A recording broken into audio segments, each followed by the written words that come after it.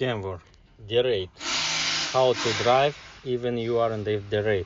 So first thing, we'll go outside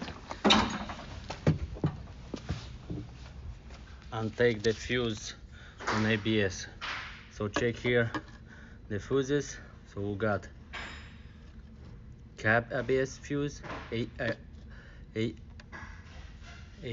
so 8 first thing, and second one it's ABS ignition, ABS power G1.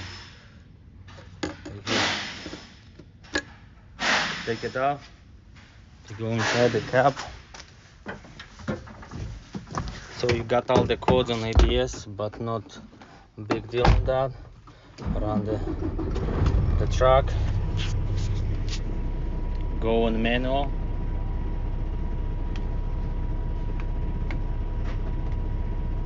So we'll get manual. Next, rise up the gears until allow you like a third, and start moving. And what will go, just press more gas and swap the gears by manual, and leave more RPM for that. Don't read mechanic, and you'll get a lot of tips over there how to run your truck and how to take care of